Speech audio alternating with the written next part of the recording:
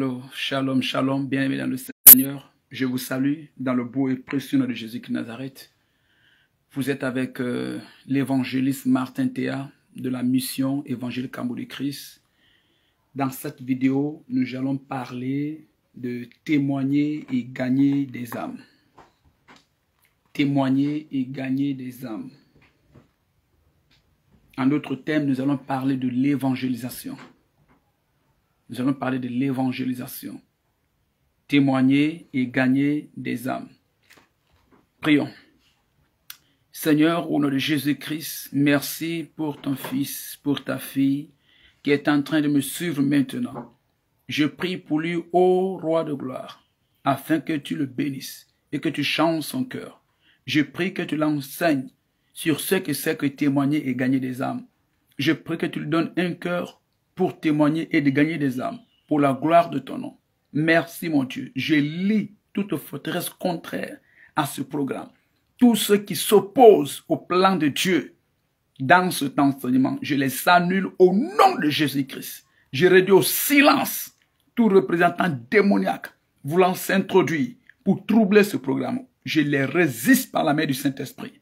Viens et parle-nous. Oriente-nous dans tes voies parfaites. Ouvre nos yeux, notre intelligence, donne de comprendre et renouvelle notre force. Envoie ton feu nouveau sur notre autel d'évangélisation afin que nous nous réveillons au moyen de cette vidéo. Merci Père. Au nom de Jésus que nous avons prié. Amen. Bien-aimés dans le Seigneur, je disais que nous allons parler dans cette vidéo de témoigner et de gagner des âmes. Témoigner et de gagner des âmes.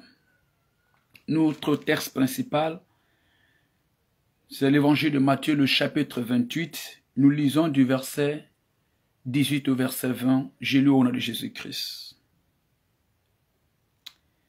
Jésus s'étant approché, leur parla ainsi. Tout pouvoir m'a été donné dans le ciel et sur la terre. Allez, faites de toutes les nations des disciples, les baptisant au nom du Père, du Fils et du Saint-Esprit, et enseignez-leur à observer tout ce que je vous ai prescrit.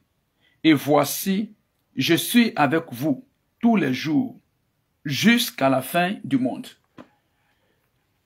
Donc ici, voici notre ordre.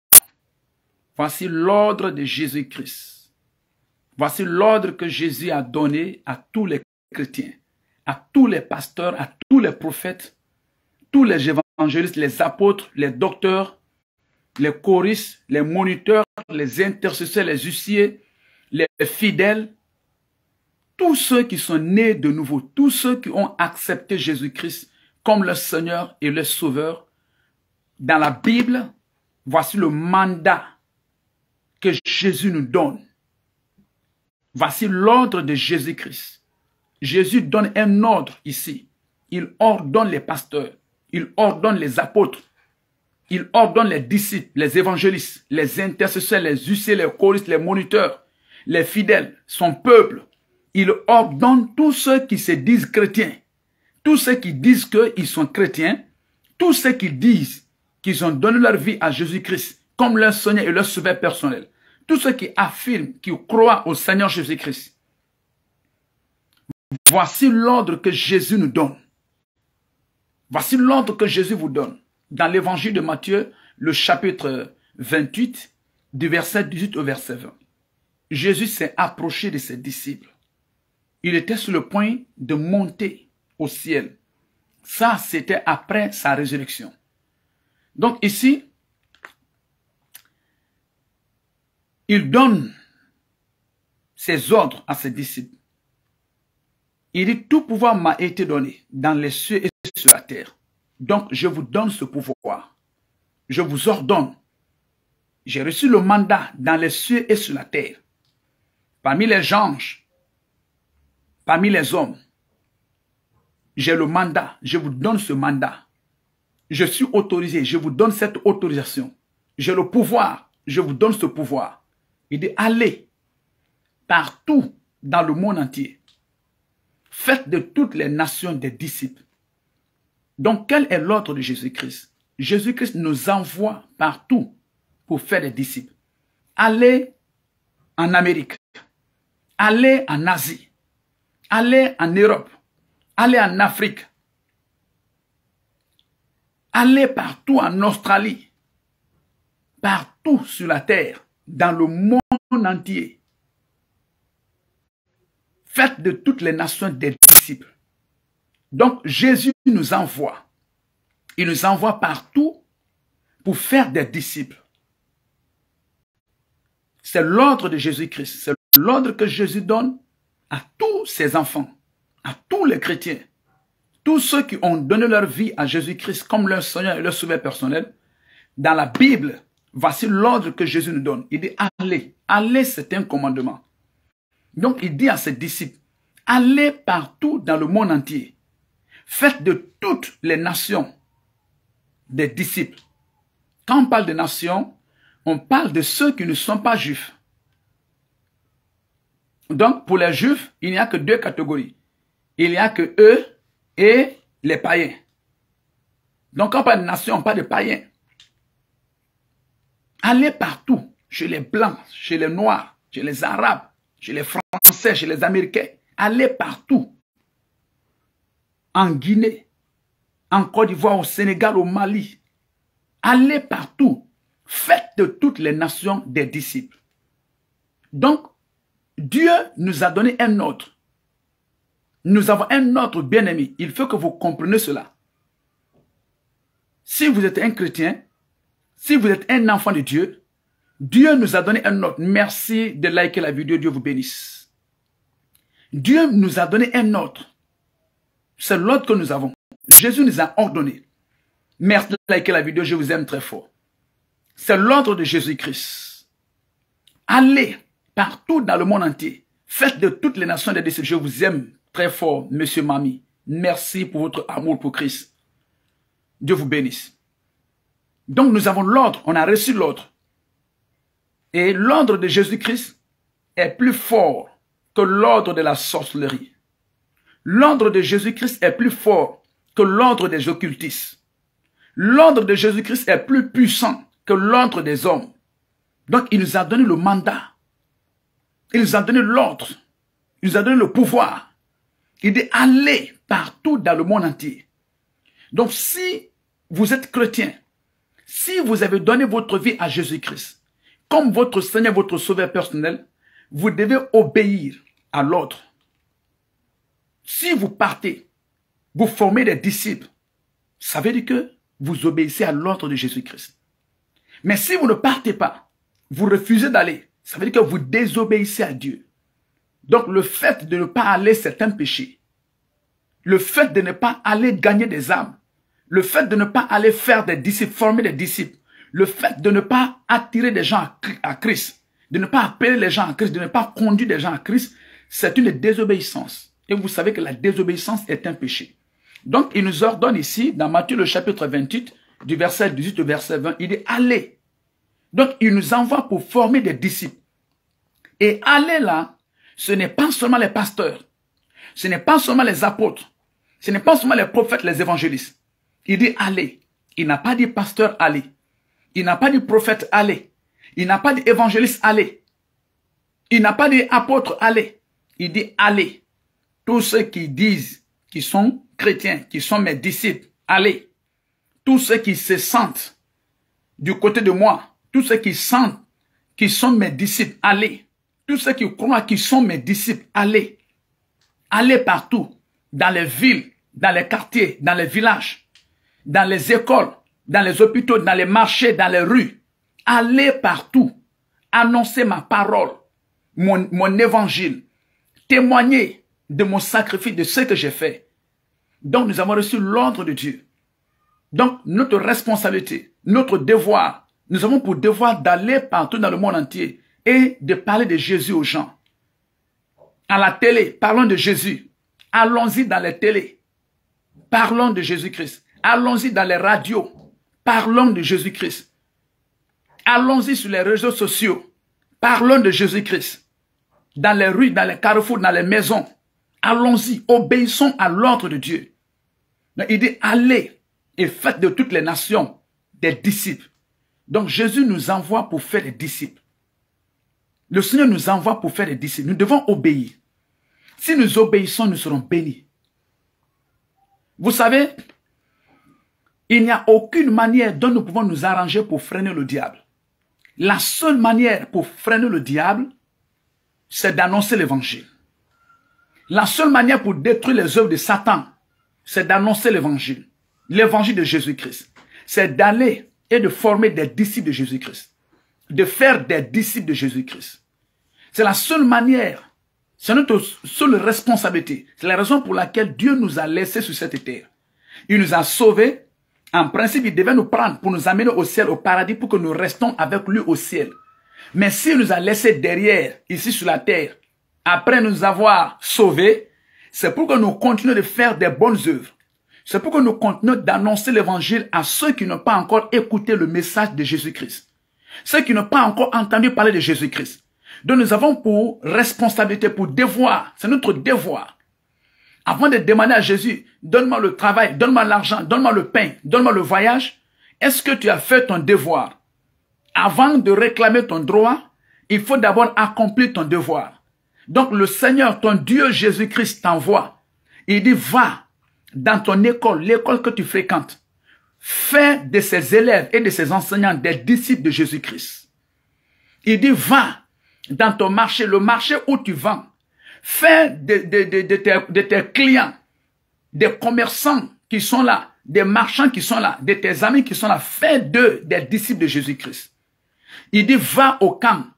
Va au camp. Fais de tes amis militaires qui sont ici. Fais d'eux des disciples de Jésus-Christ. Va à l'hôpital. Fais de tes amis médecins qui sont là. Fais d'eux des disciples de Jésus-Christ. Va dans ton village. Fais des habitants de ton village des disciples de Jésus-Christ. Dans ta ville natale, dans ton quartier, dans ton département, dans ton lieu de travail. Fais d'eux des disciples de Jésus-Christ. C'est la raison pour laquelle nous sommes au milieu d'eux.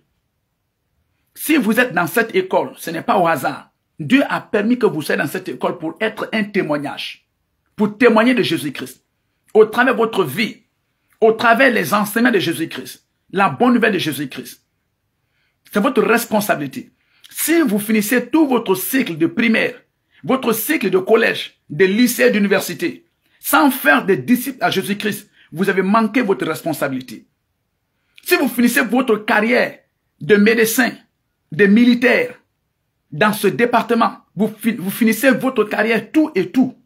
Vous partez en retraite sans former des disciples de Jésus-Christ là, vous avez raté votre opportunité. Vous avez raté votre mission. Si vos parents meurent, ton père, ta mère, tes frères et sœurs, tes amis, ils meurent sans connaître Jésus-Christ, vous avez manqué votre responsabilité. Donc c'est notre devoir. On a reçu l'ordre d'aller. Nous devons aller dans tous les quartiers de Conakry, dans tous les quartiers, dans toutes les villes de la Guinée, partout en Afrique, dans tous les pays, partout dans le monde entier. Nous devons partir dans les écoles, dans les marchés, dans les rues, dans les bureaux, dans les camps, dans les hôpitaux. Nous devons aller et former des disciples de Jésus-Christ. Annoncer le message de Jésus-Christ à ces gens. Donc il dit allez. Il dit allez. Vous savez, il y en a qui sont très impolis. Excusez-moi du langage, mais il y en a qui sont très impolis. Et vous savez, l'impolitesse, c'est le péché. Si ton père donne un ordre et tu désobéis, tu n'obéis pas à cet ordre, ce n'est pas de l'impolitesse. C'est de l'impolitesse. Il y a des chrétiens qui commettent de l'impolitesse à l'égard de Dieu sans le savoir. Parce que leur Dieu, Jésus-Christ, leur Père, leur a envoyé. Il dit, allez-y dans votre quartier, annoncez l'évangile. Merci, homme de Dieu, Dieu vous bénisse. Allez-y, annoncez l'évangile. Ils refusent d'aller. Ils refusent d'aller annoncer l'évangile. Ils ont peur d'annoncer l'évangile. Est-ce que cette désobéissance n'est pas de l'impolitesse? Ceux qui annoncent l'évangile, qui partagent la parole de Jésus-Christ aux autres, c'est des gens qui ont du respect pour Dieu. C'est des gens qui respectent Dieu. Merci, homme de Dieu, Dieu vous bénisse. Donc nous avons l'ordre. Et la sorcellerie ne peut pas nous freiner. Ils ont reçu l'ordre dans la sorcellerie de nous attaquer. Nous, on a reçu l'ordre d'annuler leur attaque. Jésus nous donne l'ordre dans Matthieu 28, le verset 18 à 20. Il dit, allez, c'est un ordre. L'ordre de Jésus-Christ est au-dessus de l'ordre des occultistes. Les occultistes ne peuvent pas nous freiner. Les sorciers ne peuvent pas nous freiner. Les politiciens ne peuvent pas nous freiner. L'ordre que nous avons reçu, ça vient d'en haut, ça vient du ciel. Cet ordre est très puissant et rien ne peut nous empêcher. Donc on a l'ordre, on a le mandat. Nous devons nous lever et partir. Pasteur, tous les pasteurs doivent se lever et partir. On n'a pas le droit de rester à la maison, derrière les bureaux et dire au peuple de sortir. Tous les pasteurs doivent sortir. Tous les prophètes doivent sortir. Les apôtres, les évangélistes, les huissiers, les coachs, les moniteurs, tout le monde. Ce n'est pas un travail d'une seule personne. Nous devons tous nous mobiliser. Nous devons nous lever et sortir. Nous devons nous lever et sortir. Nous devons partir, faire des disciples. Jésus veut que nous formons ses disciples. Alléluia. Alléluia. Parmi les Belais, parmi les Thomas, parmi les Soussous, parmi les Malinqués, parmi les Peuls, parmi les Ivoiriens, les Sénégalais, les Libériens, les Sierra-Léonais, les Nigérians, les Africains, les Américains. Jésus veut que nous formons des disciples du milieu de ces gens. En obéissant, le Seigneur va nous bénir au nom puissant de Jésus-Christ. Lisons notre passage. L'évangile de Marc, le chapitre 16. Marc 16. Je lis Marc 16 à partir du verset 15. Je lis au nom de Jésus-Christ. Marc le chapitre 16, le verset 15. Puis il leur dit, allez partout le monde et prêchez la bonne nouvelle à toute la création. Celui qui croira et qui sera baptisé sera sauvé, mais celui qui ne croira pas sera condamné. Voici les miracles qui accompagneront ceux qui ont cru. En mon nom, ils chasseront des démons. Ils parleront de nouvelles langues. Ils saisiront des serpents. S'ils boivent quelques breuvages mortels, il ne leur fera point de mal. Ils imposeront les mains aux malades et les malades seront guéris. Vous voyez? 2 fois, le Seigneur dit allez. Vous savez, dans la Bible, ce qu'on appelle la loi de la double référence. La loi de la double référence. Dans la Bible, il faut 2 témoins pour qu'une chose soit attestée. Il faut au moins 2 témoins pour qu'une chose soit attestée. Pour que la véracité d'une chose soit attestée, il faut chercher 2 références, trouver la même chose. Donc, dans l'évangile de Matthieu, le chapitre 28, nous lisons l'ordre de Jésus-Christ. Il dit, allez, annonce la bonne nouvelle, formez des disciples. Dans l'évangile de Marc, le chapitre 16, à partir du verset 15, nous trouvons encore le même ordre de Jésus-Christ encore. Il dit, allez, faites de toutes les nations des disciples. Donc, vous avez reçu l'ordre. Chrétien, toi qui me lis, toi qui m'écoutes, qui suis cette vidéo, toi qui as donné ta vie à Jésus-Christ comme ton Seigneur, ton Sauveur, c'est un ordre et vous devez obéir. Il n'y a pas d'excuse. Allez-y dans l'armée et demandez. Si le commandant donne l'ordre, il n'y a pas d'excuse. Et l'ordre doit être exécuté avant toute chose. Si ton commandant donne l'ordre, merci de Dieu vous bénisse. Si ton commandant donne l'ordre dans le camp, tu peux dire que ma mère est malade, mon père est malade, ma femme a ça, j'ai tel problème. Non. Tu exécutes d'abord l'ordre du commandant avant de faire quoi que ce soit. Donc notre commandant, c'est Jésus-Christ. Il nous a donné l'ordre, il nous ordonne. Il dit, allez, nous devons sortir. Sans peur, sans honte. Et puis, lorsque nous sortons, il y a un pouvoir qui nous accompagne. Il y a une puissance surnaturelle qui nous accompagne. Une puissance surnaturelle. Il dit, voici les miracles qui accompagneront ceux qui auront cru à ça. Ceux qui vont obéir à ce commandement, ceux qui auront cru. Voici les miracles qui vous accompagneront. Vous chasserez des démons. Vous imposerez les mains aux malades et les malades seront guéris. Une puissance nous accompagne. Donc nous avons reçu l'ordre de Dieu. Jésus nous ordonne. Si nous avons du respect pour Dieu, si nous avons la crainte de Dieu, nous devons sortir tous les jours. Tous les jours. Tous les jours. Comment tu peux être un chrétien? Tu as une école. Et ne profite pas pour annoncer la parole de Jésus-Christ aux élèves qui ont rempli ton école. Parce que tu as peur. Si tu parles maintenant de Jésus à ces élèves-là, ils vont quitter ton école, ils vont aller ailleurs. C'est à cause de ça que tu vas perdre ce que tu as. Parce que d'après le principe biblique, ce que tu as peur, c'est ce qui t'arrivera. C'est ce que Job a dit. Ce de quoi j'avais peur, c'est ce qui m'est arrivé. Comment un chrétien, un pasteur, un apôtre, un prophète, Dieu te fait grâce. Tu as une école, tu as l'opportunité de parler de Jésus-Christ. Chaque matin, tous les jours. À combien d'élèves? 50 élèves, 100 élèves, 200 élèves, 400 élèves. Quelle opportunité! Quelle opportunité! Et tous les jours, jusqu'à la fin d'année. Et tu ne trouves pas de moyens pour les parler de Jésus-Christ. Parce que tu as peur maintenant. Si tu leur parles de Jésus-Christ, leurs parents vont venir, ils vont crier. Si tu leur parles de Jésus-Christ, leurs parents vont les enlever. Mais il faut voir, ces mêmes élèves abandonnent les cours à 12 heures, à 14 heures. Ils disent qu'ils vont aller prier au dehors.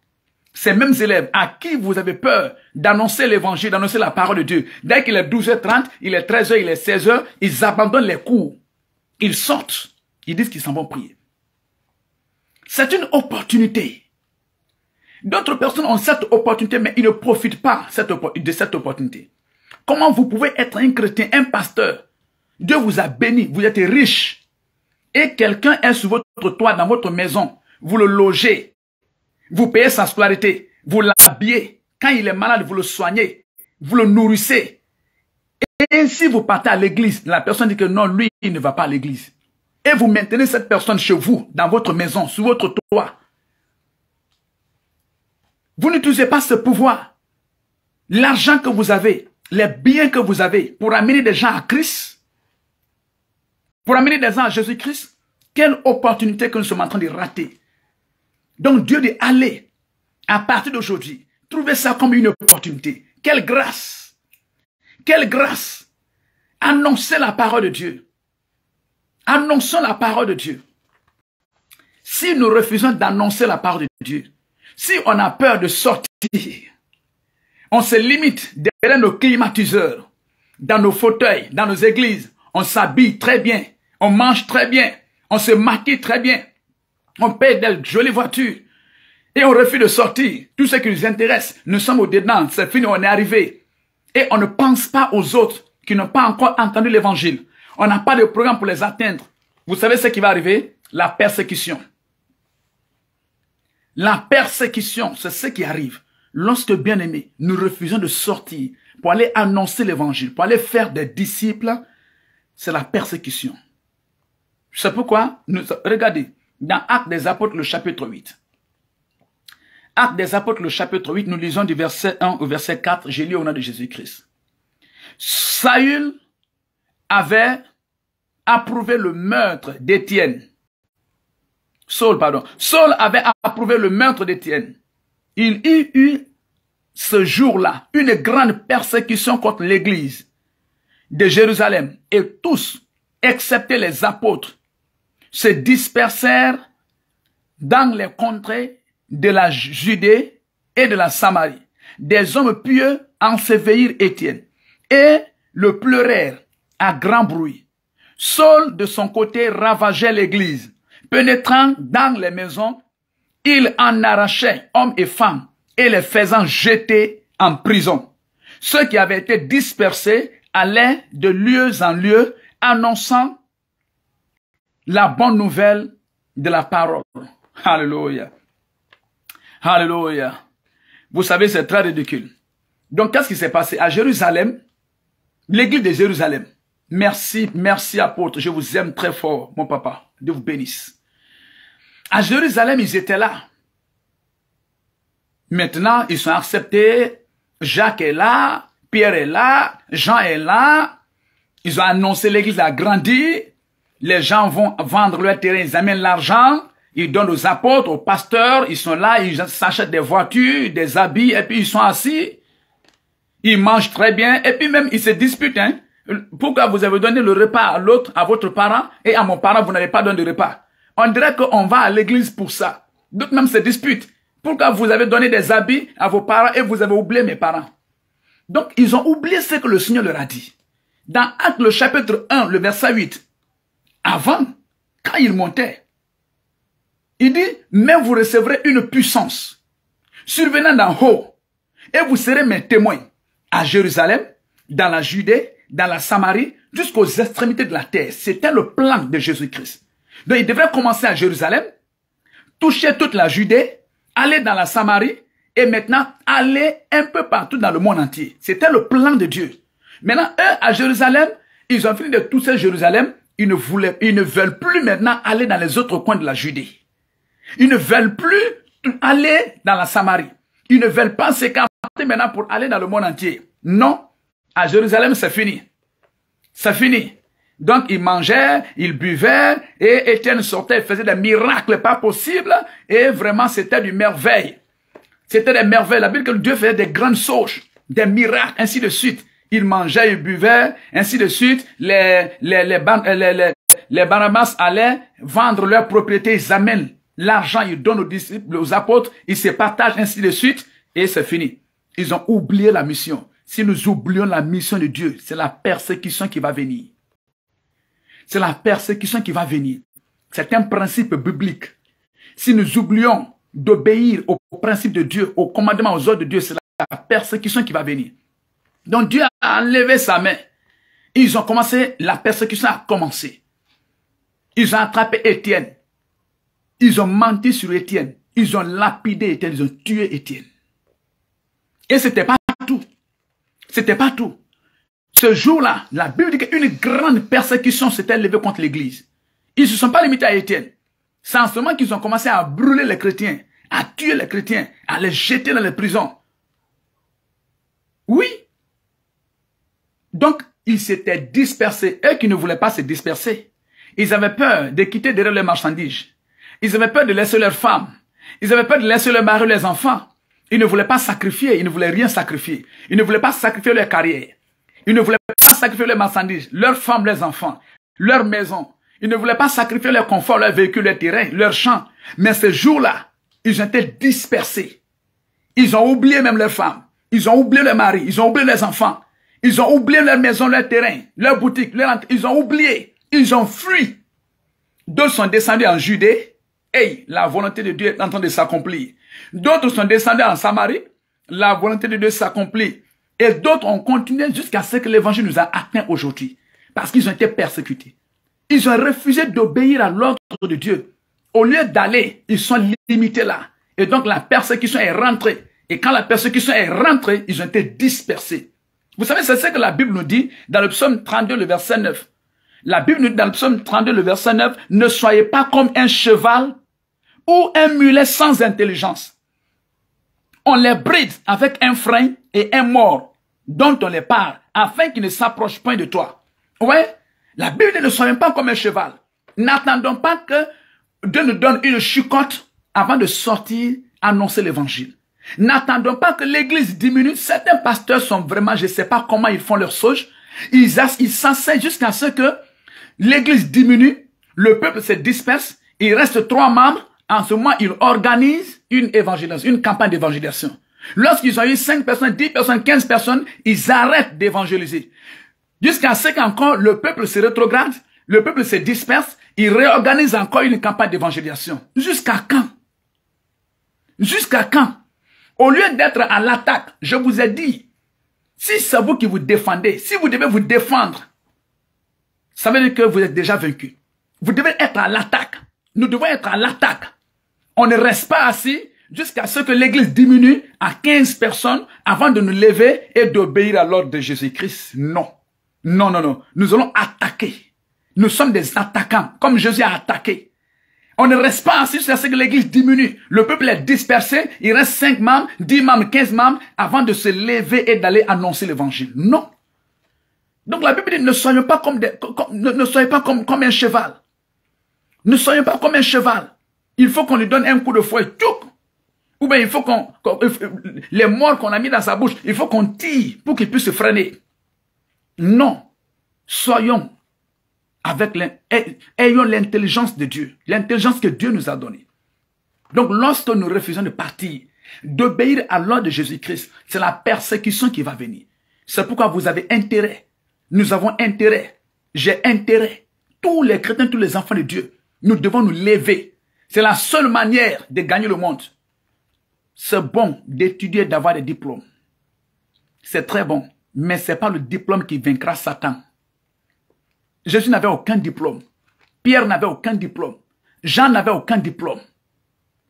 Mais ils ont bouleversé le monde. Je ne dis pas que ce n'est pas bon d'avoir des diplômes. C'est très bon d'étudier. Nous devons étudier d'ailleurs. Nous devons exceller. Mais vous savez, ça c'est un principe du monde. C'est un principe du monde.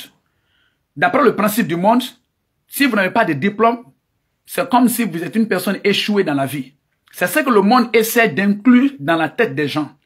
D'après le principe du monde, si vous n'avez pas de diplôme, donc vous êtes vu comme quelqu'un qui a échoué. Donc vous voyez, la personne même se voit déjà comme une personne déjà échouée. Mais regardons Jésus-Christ. Il n'avait aucun diplôme. Mais regardez le succès du début jusqu'à la fin. Regardons Pierre. Regardons Jean. Ces gens qui n'avaient pas de diplôme. Mais regardez ce que le Seigneur a fait. Regardons Joseph. Joseph avait quel diplôme? Joseph n'avait pas de diplôme. Mais regardez ce qu'il a pu accomplir. Tous ces grands serviteurs de Dieu sont dans la Bible. Donc, c'est bon d'étudier, mais ne laissons pas le monde nous faire croire que c'est le principe qui marche. Non. Non. Il y a une seule chose qui est la puissance de Dieu. C'est l'évangile. C'est l'évangile. C'est pourquoi je n'ai point honte de l'évangile. Parce que c'est la puissance de Dieu pour sauver, pour le salut de quiconque croit. C'est l'évangile qui est la puissance de Dieu qui sauve. Ce n'est pas la licence, ce n'est pas le master, ce n'est pas le doctorat. Ce n'est pas l'argent, ce n'est pas les positions, les postes. C'est l'annonce de l'évangile qui est une puissance de Dieu qui détruit les œuvres du diable. Donc si nous voulons freiner les œuvres du diable dans ce monde, c'est bon d'avoir des diplômes, mais nous devons annoncer l'évangile. Nous devons être beaucoup à annoncer l'évangile. Nous tous, nous devons nous lever et gagner les âmes, faire des disciples. Et en cela, nous ne serons pas persécutés parce que nous sommes à l'attaque. Si on n'attaque pas, on sera attaqué. L'église de Jérusalem ne voulait pas attaquer. C'est pourquoi ils ont été attaqués. À partir d'aujourd'hui, toi qui me suis cette vidéo, ton église ne sera pas attaquée parce que vous allez vous lever pour attaquer au travers de l'annonce de l'évangile au nom de Jésus-Christ. Vous qui suivez cette vidéo maintenant, vous ne serez pas attaqué, votre travail ne sera pas attaqué, votre famille, vos études, parce qu'à partir d'aujourd'hui, partout où vous vous trouverez, vous allez témoigner de Jésus-Christ au nom de Jésus de Nazareth. Alléluia. Saint-Esprit de Dieu, le Seigneur est merveilleux, le Seigneur est puissant. L'annonce de l'évangile. Gagner des âmes. Regardez par exemple, dans Matthieu, le chapitre 5, le verset 13 à 14. Qu'est-ce que le Seigneur nous dit? Il dit, c'est vous qui êtes le sel de la terre. Mais si le sel perd sa saveur, avec quoi le rendra-t-on? Il ne reste plus qu'à qu'on le jette dehors et qu'il soit piétiné par les hommes. Nous sommes le sel. Si on refuse de jouer notre rôle, Dieu a donné le pouvoir aux païens de nous jeter dehors et de nous piétiner, de nous persécuter. Donc nous devons gagner des âmes. C'est l'ordre que nous avons reçu. À partir d'aujourd'hui, je relâche sur votre vie la grâce de sortir et de gagner des âmes au nom de Jésus-Christ. Je relâche sur votre vie la grâce de gagner les âmes au nom de Jésus-Christ. Nous ne sommes pas enracinés dans la peur. Lisons Apocalypse 12, 11. Apocalypse 12, 11. Lisons. Qu'est-ce qu'il dit? Ils l'ont vaincu à cause du sang de l'agneau et à cause de la parole de leur témoignage. Et ils n'ont pas aimé leur vie jusqu'à craindre la mort. Ils l'ont vaincu à cause de quoi? À cause du diplôme, à cause du licence, à cause du master, à cause du BTS, à cause du doctorat, à cause de la position, de l'argent des maisons. Ils l'ont vaincu à cause de quoi? On ne peut pas laisser la parole de Dieu pour faire autre chose. C'est bon d'étudier, d'avoir la licence, le master, le doctorat. C'est bon d'avoir de l'argent de travail, c'est très bon. Mais la seule chose qui peut vaincre l'ennemi, c'est le sang de Jésus-Christ. C'est la parole de notre témoignage. C'est ce que la Bible dit. La seule chose qui peut vaincre l'ennemi, c'est le sang de Jésus-Christ. C'est le témoignage de notre parole. Et la Bible dit, souvent nous oublions la deuxième partie. La Bible dit, ils n'ont pas aimé et ils n'ont pas aimé leur vie jusqu'à craindre la mort. C'est-à-dire que nous, on n'a pas peur. On n'a pas peur de sacrifier notre famille, nos femmes, nos enfants, notre travail, notre argent, notre temps. On n'a pas peur. Qu'on mange, qu'on ne mange pas, ce n'est pas ça qui compte. Ce qui compte, c'est annoncer l'évangile de Jésus-Christ. On est bien habillé, on n'est pas bien habillé. Pour nous, ce n'est pas ce qui compte. Ce qui compte, c'est annoncer l'évangile de Jésus-Christ. Alléluia. Alléluia. Qu'on meure ou qu'on vive, ce n'est pas ce qui compte pour nous. Nous sommes des disciples. C'est pourquoi il a dit que celui qui veut me suivre renonce à lui-même. Ça veut dire que ta vie ne compte plus. Que celui qui veut être mon disciple renonce à lui-même. Ta vie ne compte plus. La raison pour laquelle les gens ne sont pas pour témoigner de Jésus, pour annoncer l'évangile de Jésus-Christ, c'est parce que la vie compte trop pour eux. Leur travail compte trop pour eux. Leurs études comptent trop pour eux. Leurs femmes, leurs maris, leurs enfants, ils ne sont pas prêts à offrir aucun sacrifice. Mais à partir d'aujourd'hui, je relâche sur toi la grâce de Jésus-Christ au nom de Jésus. Je relâche la grâce de Jésus-Christ au nom de Jésus. Vous devez choisir. C'est un sacrifice à faire. Vous devez choisir. Pierre avait un métier. Pierre avait un travail. Il avait une carrière. Il était un pêcheur de poissons. Même après le ministère de Jésus-Christ, il voulait continuer à pêcher de poissons. Et le Seigneur s'est approché de lui. Il dit, Pierre, je t'ai appelé. Est-ce que tu m'aimes? Si tu m'aimes, tu vas passer plus de temps avec moi que de passer plus de temps avec ta carrière, avec ton travail, avec ton métier. C'est pourquoi la Bible dit, là où est le cœur de l'homme, là aussi est son trésor. Il dit, est-ce que tu m'aimes? Donc, tu ne peux pas dire oui, je t'aime, alors que tu as annoncé, tu as laissé mon travail, et puis tu dis, je m'en vais pêcher du poisson. C'est pas ce que Pierre a dit. Il dit, je m'en vais pêcher. Jean, Jacques et les autres lui ont suivi. Eux aussi, ils ont dit, oui, allons-y, on va pêcher. Après avoir fini de recevoir 3 ans et demi de ministère, ils ont vu les miracles, les résurrections. Le gars a marché sur l'eau. Après avoir fini de voir la puissance de Dieu. Les chrétiens ne sont bougés que par l'amour. Nous sommes motivés par l'amour. Nous ne sommes pas motivés, nous ne sommes pas enracinés dans la peur. Nous sommes enracinés dans l'amour.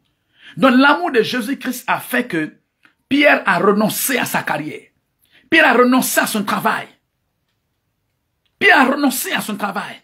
Il a quitté sa famille, sa femme, ses enfants, sa maison, ses terres, son travail. Il a quitté. Il a quitté. Il est venu se consacrer au jeûne et à la prière. Et il est sorti. Il a évangélisé en un seul jour. 3000 âmes ont été ajoutées à l'église. En un seul jour. Donc, vous devez choisir. Vous devez choisir. Si vous aimez Jésus-Christ, vous devez choisir de sacrifier soit votre loisir, votre temps de repos, de sacrifier soit votre carrière, votre travail, de sacrifier votre sommeil. Oui, de sacrifier votre foi et votre famille. Vous devez choisir si vous aimez le Seigneur. C'est seulement ceux qui peuvent faire ces sacrifices qui verront la gloire de Dieu, qui peuvent faire des exploits. Qui peuvent faire des exploits. Donc c'est ce que Pierre a dit. Maître, on a quitté nos femmes, nos terres, nos maisons, tout, à cause de toi. Vous voyez, c'est clair, il a été clair. Donc Dieu nous donne un ordre. Nous devons sortir. Nous devons annoncer l'évangile. Nous devons faire des disciples. Je ne dis pas de remplir nos églises. Je dis de faire des disciples. Nous devons former des disciples de Jésus-Christ. C'est notre mission. C'est notre mission. Et c'est la seule chose qui peut vaincre Satan. Le monde a beaucoup fait des inventions. Il a créé des trucs. Ils ont étudié jusqu'à master, d'autres super masters. Ils sont allés même au-delà de cela, doctorat, ainsi de suite. Est-ce que le problème du monde a été résolu? Le problème du monde a été résolu. La Bible dit que la solution, c'est Jésus-Christ. La solution au problème de ce monde, c'est Jésus-Christ. C'est Jésus-Christ. Donc, étudiez pour avoir une bonne position pour gagner des âmes. Pas pour avoir de l'argent, pour épouser beaucoup de femmes ou pour faire vos propres désirs. Étudiez, formez-vous. Dans quel objectif? D'être un instrument puissant dans les mains de Dieu, comme Daniel, comme Joseph. Nous devons gagner des âmes. Le Seigneur nous appelle à gagner des âmes. Je veux signaler quelques points avant que nous prions. Une chose, un gagneur d'âme, d'abord doit être quelqu'un qui est transformé. La raison pour laquelle beaucoup de personnes ne gagnent pas d'âme, ils ne se soucient pas, ils ne peuvent pas gagner d'âme, c'est parce qu'eux-mêmes ils ne sont pas encore transformés. Quelqu'un qui n'est pas transformé ne peut pas gagner des âmes. Une personne qui n'est pas transformée ne peut pas gagner des âmes. C'est seulement lorsque vous êtes transformé que vous pouvez gagner des âmes. Un homme ne peut donner que ce qu'il a. Tu n'es pas transformé. Qui tu vas amener à Christ? Donc, premièrement, nous devons être transformés. Nous devons nous laisser dans les mains de Jésus une façon, une transforme à son image. En ce moment, nous pouvons amener beaucoup de personnes à Christ. La deuxième des choses, il y a ce qu'on appelle la loi du deuxième témoignage, du second témoignage. J'ai déjà dit 2 références. Maintenant, je veux parler de la loi du premier témoignage. C'est ce que moi j'ai dit. Je passe ça comme loi, comme principe. C'est moi-même qui dis cela. Il a dit, vous savez, il a dit, je suis l'alpha et l'oméga. Je suis le premier et le dernier. Ça pour dire, avant que vous partez rencontrer quelqu'un pour lui parler de Jésus-Christ, Jésus a déjà fini de parler à cette personne. Peut-être que la personne n'a pas compris. Parce que la personne ne sait pas entendre la voix de Dieu. Au travers des situations, ainsi de suite. Jésus t'a déjà précédé dans le cœur de la personne. Donc, vous ne viendrez uniquement pour confirmer ce que Jésus a déjà mis dans le cœur de la personne. Parce qu'il est l'alpha, il est le premier. C'est lui qui fait le travail. C'est pourquoi avant de sortir, vous devez demander au Seigneur, quelles sont les personnes que tu veux que je touche? Quelles sont les personnes à qui tu veux que je témoigne? À qui tu veux que je parle de toi? Conduis-moi vers cette personne et attire-les vers moi. Lorsque vous priez comme ça, le Seigneur a déjà fini de parler à certaines personnes, à certaines familles. Donc le Seigneur vous met sur leur chemin, ou le Seigneur les attire vers toi. Et lorsque vous ouvrez la bouche pour parler, ils sont libérés. Ils sont libérés. C'est comme si, oui, c'est ce que j'attendais. C'est ce que j'attendais. Donc le Saint-Esprit fait le premier travail et vous ne ferez que conclure ce que le Saint-Esprit a fait. Alléluia. Alléluia. Ne dites pas, oh, j'ai évangélisé 10 personnes, 1000 personnes, mais ils ne sont pas venus, ainsi de suite. Faites votre travail. Vous faites votre mieux. Faites ce que le Seigneur vous dit de faire et laissez le reste à Dieu. Ne forcez pas quelqu'un à donner sa vie à Jésus-Christ. Annoncez la parole de Dieu et Dieu va vous bénir. Alléluia. Alléluia.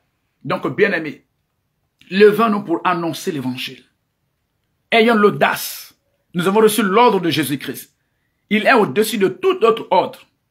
Annonçons l'évangile. Annoncez l'évangile à votre mari. Annoncez l'évangile à votre femme. Annoncez l'évangile à vos enfants. Il y a un homme dans la Bible. Il a eu l'argent. Au lieu d'amener ses enfants, ses frères et sœurs à Jésus-Christ, il ne l'a pas fait. Il ne l'a pas fait. Il les a écartés de Jésus-Christ. Alléluia. Il les a écartés de Jésus-Christ. Il a eu l'argent. Au lieu d'amener ses frères et sœurs à Christ, il les a écartés de Jésus-Christ. Et maintenant, quand il est mort, il demande maintenant à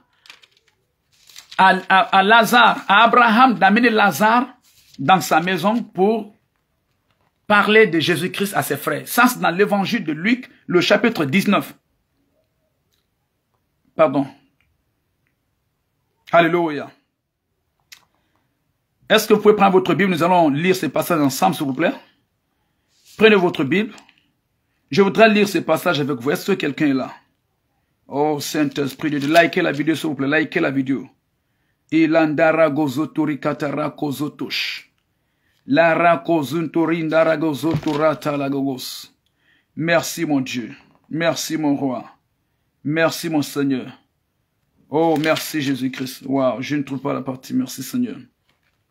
Alléluia. Donc, voici cette histoire. Il a beaucoup d'argent, pardon, voilà. Il a beaucoup d'argent.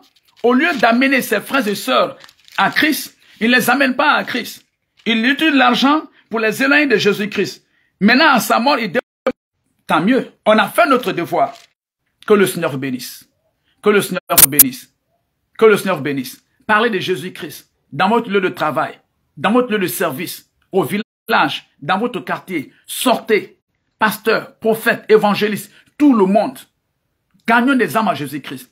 Travaillons, cherchons des diplômes, étudions. Dans quel objectif? D'être plus influents